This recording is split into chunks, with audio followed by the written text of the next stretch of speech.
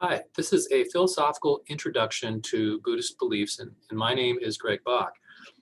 The focus of this presentation is on certain philosophical ideas that come out of Buddhism, but because this is a diverse tradition, you shouldn't infer from this that all Buddhists believe the very same thing, that these beliefs are necessarily held by all Buddhists. So to get started, we look at the religion's founder, Siddhartha Gautama, the Buddha. Siddhartha lived around 500 BCE in what is present-day Nepal. He was the son of a powerful ruling family. After encountering old age, sickness, and death for the first time as a young man, he set out on a spiritual quest to liberate humanity from suffering. He spent 6 years in meditation before he became enlightened.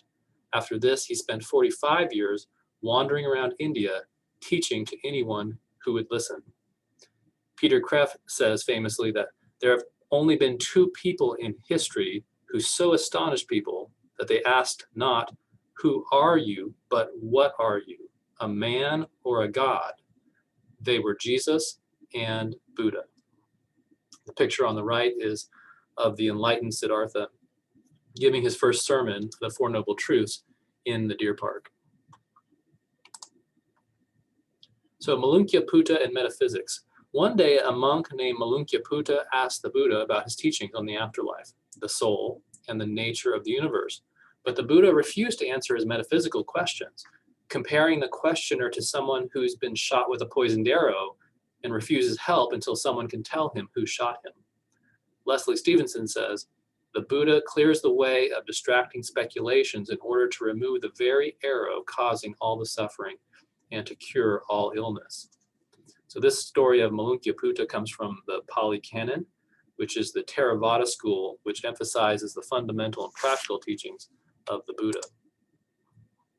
So even though the Buddha himself seems to want to avoid metaphysical questions, in the centuries that followed, the tradition built an elaborate system of metaphysics. For example, Mahayana Buddhism teaches the three bodies of the Buddha. Quote, "The historical Buddha is regarded as the Nirmanakaya, or emanation body, manifested for the spiritual development of certain kinds of people." And by Nirmanakaya, we're actually talking about the historical Buddha here, Siddhartha Gautama. The Sambhogakaya, or enjoyment body, is a celestial body in which Buddha appears to bodhisattvas. So in the heavens, we might say. But the most important of the three bodies is the Dharmakaya, which is the cosmic body encompassing the totality of all reality. And that comes from Stevenson as well. So here is the first sermon that you saw depicted in that first illustration. So he's got 4 points to make, and it follows this with the Eightfold Path. So the first point is that life is suffering. And by this idea of suffering, he means, well, the term is dukkha, and he means three things. One, that life includes pain. That's what we would normally think of as suffering, right? Secondly, that life includes change, and for him, change is suffering. And it's hard for many of us to understand how this might be, but if we think about it long enough, maybe we can accept his idea a bit. So think about if you've ever acquired something that you've dearly loved, and that thing has, over the course of time, changed and become less, I don't know, lovable. Take for example, if you bought your favorite car, you at some point had your dream car, but the moment you drove it home, the moment you drove it off the lot, you scratch it by running into something small, and that small scratch has changed the car, and the car has in some sense lost some value to you because of that change. So that's just one way you might imagine life being, or change being, suffering. The third way that life is suffering is by having false beliefs. When you believe something that's false, you suffer in a certain way. And what Buddha means here in particular is believing that you have a self that endures through time, a substantial self, or a soul that actually exists. So being deceived about this will actually cause some suffering to you. Now, some of my students say that actually isn't the case. Ignorance is bliss, they say, right? But if you think about it long enough, I think we would all agree that not knowing the truth or being deceived about something is not a situation we want to find ourselves in, even if the truth is more painful than the ignorance. So, but that's what the Buddha means here, that life is suffering. This first point is very important because I think if you don't accept this, there's not much else that the Buddha has to offer you. If you don't see this as true, that life is suffering, then what he's going to propose as a solution isn't really going to work for you. Now, some people misunderstand this and they think that, wow, he's either a pessimist or a nihilist or something. He's just got a really dim or dark view of life. But the professor that I first learned Buddhism from told me that it wasn't that he thinks that all of life is suffering. It's just that all of life is touched by suffering. And the example that he used was, imagine when you finally graduate college and you get that diploma in the mail, and you've been looking forward to this for a long time because you're going to put it on your wall and frame it. And it comes to you and you open it up and you realize that it got scuffed in the mail. There's an edge that's crumpled or torn or something like that. So the diploma is still your diploma, but it loses some of its value in your eyes because of that scuffing. So that is suffering. And the second point is that the cause of suffering is tanaha, or desire. We suffer because we desire. And it isn't just that desiring itself is bad, but a certain kind of desire. Because even the Buddhists know this debate that you can have desire that's good, and that desire for, say, nirvana or enlightenment is good, but to crave it, to be totally obsessed with it, with things of this world mostly, that is the cause of suffering. That brings suffering into our life. So the third point is that suffering can be extinguished, and that is nirvana, or that is enlightenment. The fourth point is the way to nirvana is the Eightfold Path, and that's what we're going to see in the next slide. But down at the bottom here, I have a quote from the Buddha where he says, "There is suffering, but no sufferer. There is the deed, but no doer. Extinction is, but none who is extinct. There is no walker, but the way." So this is the teaching of no self. And this is tied up with number one, which is life is suffering. So again, we are deceived in thinking that we exist as an independent or separate soul that will endure through time. Instead, we are, well, I'll get to this in a minute, but we don't have this soul, and it's that preoccupation or obsession with our own selves that causes us this suffering. Once we realize the truth, that there is no self, then we are enlightened. So here's the Eightfold Path, and the image to the right there is an 8-spoke wheel that's symbolic of this part of the sermon, and it's a picture I took when I was in Vietnam. This is the side of a Buddhist pagoda. So the Eightfold Path can be divided into 3 areas: wisdom, ethical conduct, and meditation. And there's no particular order here that I know of, but the first 2 have to do with understanding or knowledge. So having right views means just believing what the Buddha teaches in the Four Noble Truths. The second is having right intent. So not only believing what the Buddha teaches, but also having the intent or will to follow what he has to say to us. The second area is ethical conduct, and we have 3 steps in this part of the path, and that's right speech, right conduct, and right livelihood. So right speech has to do with any way that we can use our speech or our mouths to build up others. This is a prohibition against slander and gossip and cussing, among other things. And right conduct has to do with principles of action, and then the next slide is actually going to unpack this for us. So I'll put a little asterisk here and say, wait for a minute. Number 5 is right livelihood. And so this has to do with choosing the right career. And I tell my students that, because they're at the point of their lives where they're really thinking about their future careers, pick a career that doesn't involve harming other people, or at least the least amount of harm for other people. So that means you're not going to pick a career that involves getting into an industry that's heavily polluting. You're not going to get into a career that involves building weapons manufacturing, and many other examples that the Buddha gives. Finally, there's meditation. This is where it gets time to sit down and meditate and try to gain enlightenment. That involves right effort, so it's not easy. It involves a commitment. It involves persistence.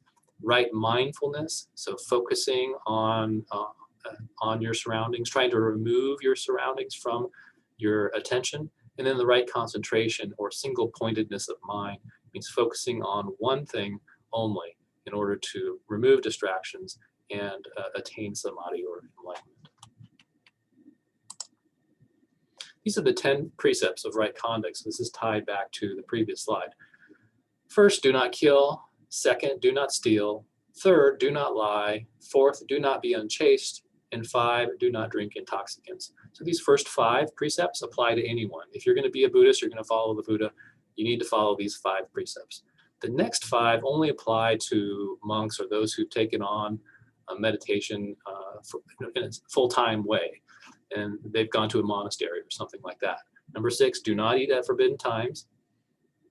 Number 7, do not dance, sing, play music, or act on the stage. Number 8, do not use perfumes or jewelry.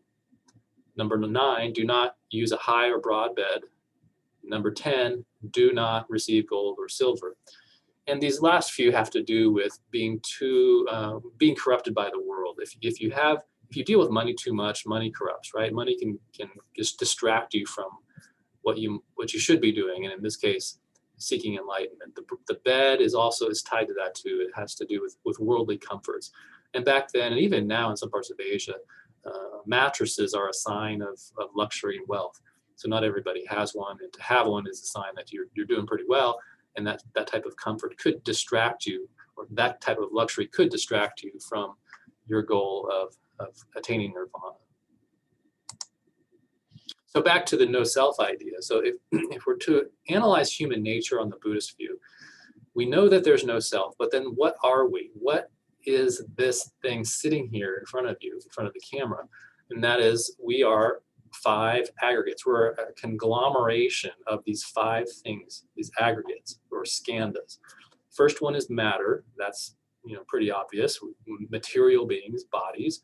Second is sensations. Third is perceptions. Fourth is mental formations. And 5 is consciousness. So what the Buddha is saying is that we are not these souls that have permanence to them. We are just this convergence, this temporary convergence of these 5 things that come together. They coalesce in this space for this moment of time, and then eventually they will dissipate, right? And that's what we call the self. That is actually the human individual. There's no self per se. And again, what we mean by self is the traditional notion of the soul. If you think of the Buddha as speaking in a Hindu context, then what we're talking about is the soul or jiva in the Hindu tradition. There is no Atman either, which is also this idea of the self in the Hindu tradition. So it's a denial of the jiva, it's a denial of the Atman, it's the denial ultimately of Brahman. Even at the level of ultimate reality, there is no permanent soul or self.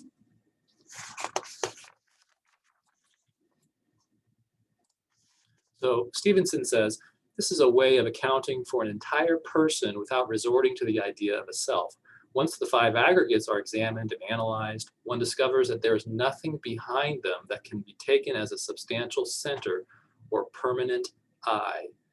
Buddhist practice aims to dismantle the unexamined and false belief in separate individuality or the idea of the self. So if there is no self, then how is there continuity of identity over time? How is there rebirth? And what gets reborn? And so if you ask a Buddhist, how do you explain reincarnation? Which they do believe in, by the way. How do you explain this if there is no self? What they'll try to use, and this is very common, is the candle illustration. And the candle illustration is to focus on this flame, that if you were to take one candle that's lit and light another one with that flame, what you've done is you've created a new flame, a different flame, one that's different than the first, but there's a causal connection between the two. So in terms of reincarnation, when a person dies, their death or their individual being, the 5 aggregates, or some Buddhists think it's the consciousness, is the causal connection between that first life and the second life. So in one sense, they're different, and in another sense, they're the same. Now whether this actually is satisfying, as a satisfying solution for the paradox of reincarnation and no self and how that's even possible. This has been debated for centuries, and you can read a lot of interesting ideas on this topic. But anyways, the candle illustration is very famous and part of the explanation. So that brings us to dependent origination, or paticca samuppada. The Buddha says, in explaining dependent origination, he says, when this exists, that comes to be. With the arising of this, that arises. When this does not exist, that does not come to be. With the cessation of this, that ceases. So that's one way to describe this idea, this concept of dependent origination. This is a very important concept for Buddhism. The other way to explain it is by talking about this chain of events, this chain of happenings, if you will. All existence is interdependent. And so this chain has different elements to it. It would be maybe misleading to call them elements because they don't necessarily have existence or essences. They're more like, again, happenings or events. But number one is death, and number two is birth. And the connection between the two, it is said, is that death is dependent on birth. And then birth is dependent on becoming, and becoming is dependent upon grasping, and so on and so forth, until you get down to the very end of this chain, and you end up with ignorance.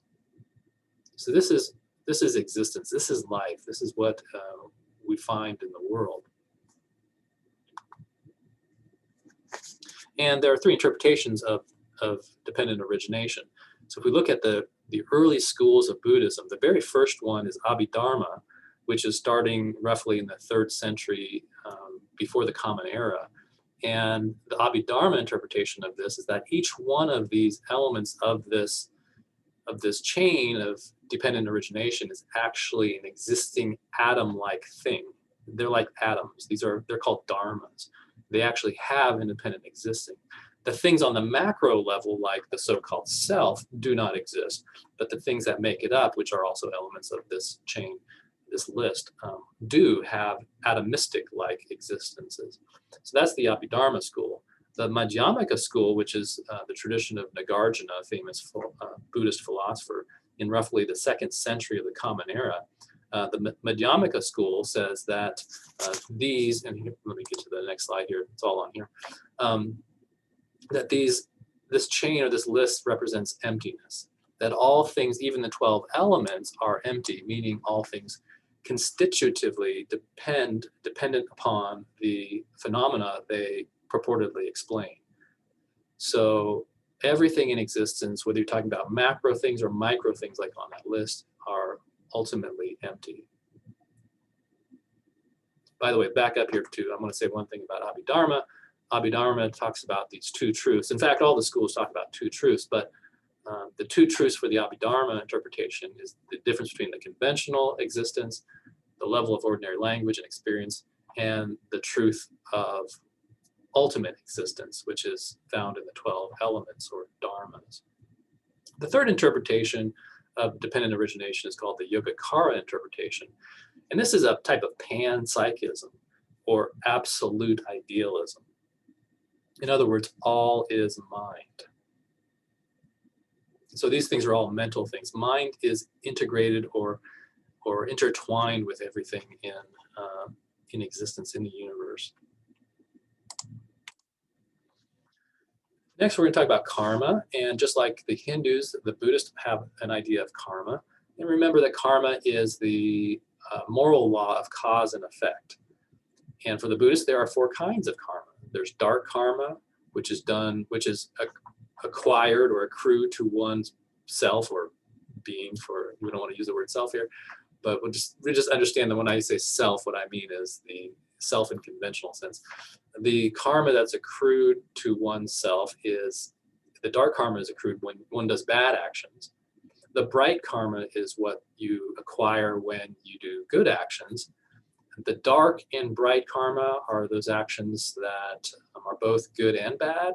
So that might be bit strange sounding for those of us who have some training in ethics, but maybe not so much when you think about things like stealing from the rich to give to the poor. Stealing is bad, but giving to the poor is good. So dark and bright karma together. Fourth, there's karma called neither dark nor bright karma, and these are acquired or not acquired because these are the actions of the enlightened being. They are able to move through life without accruing any karma whatsoever.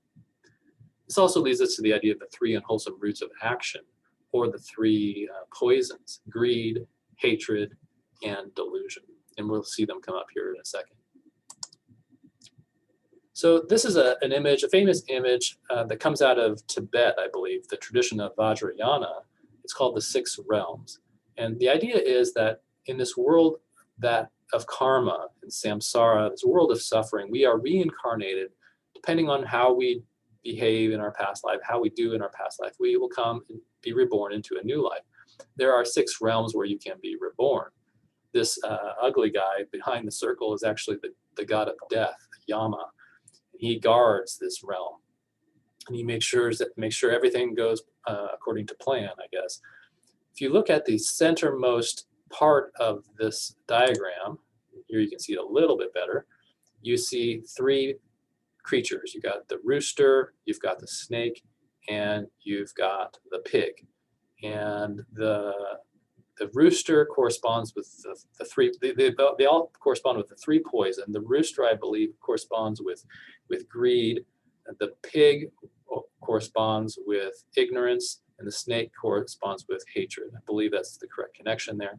Just around that circle, you can see the souls that are going up and down or moving throughout the realms after they die. The ones on the dark side are moving down or toward hell. And the ones on the white side are moving up towards the more heavenly places. And in this part of the diagram, you can see 2 realms pretty clearly. The first one's right on top, and that's the realm of the devas, or the gods. And so these are beings who have lived a good life, but they haven't acquired nirvana yet. They haven't made it yet. But they live a luxurious life in this realm, not doing much of anything, except for, as you can see on the borderlands there, fighting with the titans, or the demons from the next realm. The demons, or these titans, are beings who have committed the sin of envy and jealousy in the previous life, and are then put in this realm, and they are envious for quite a long time of the gods who are above them. That's represented by the conflict there. And by the way, these are only temporary realms. And now we're talking temporary, we're talking thousands or tens of thousands of years. I can't remember the exact number of years at this point. But eventually you still accrue karma here, and you either go up or you go down when you die. So these beings will pass away and be reborn. Moving down to the right, we see 2 other realms. One at the very bottom is hell. It kind of looks hellish with the fire there, but also you see that you can also suffer by being frozen. And this is not permanent, again, but it lasts a long time. And people who go here, it is said, go here because they, in this life or previous life, they suffered from anger. They committed the sin of anger. On the right there, you see the realm of the hungry ghosts. And you go to this realm if you have addictions to food, or you have addictions to sex, any of the desires like that. And you can see in the image these beings, these ghosts, these hungry ghosts, who have these pencil-thin necks, but this fire burning in their bellies. So they have these desires that they can't fulfill. Their desires are greater than their ability to swallow. So they can't get the food down fast enough, or enough of it, in order to satisfy their desires. That just sounds horrible, doesn't it? Terrible place to be. And then the last 2 realms here, we have the realm of the animals. They're the animal kingdom. And it looks like a pleasant place to be, but who wants to be an animal, right? Animals don't know very much. They're not very smart. In fact, it is said that you go here if you did not cultivate your intellectual virtues in the previous life. But better than the animal kingdom is the realm of human beings. Now, of course, life is suffering, so we don't want to be here either. But the good thing about this realm is that this is the realm of the Buddha. This is the realm where we can find enlightenment, we can find nirvana, and that means checking out. That means getting off the wheel, stopping this cycle of reincarnation. And that's represented off to the left that little bridge that's traveling up to wherever that's going, a heaven-like place, we call that nirvana, to be a Buddha in heaven or a bodhisattva.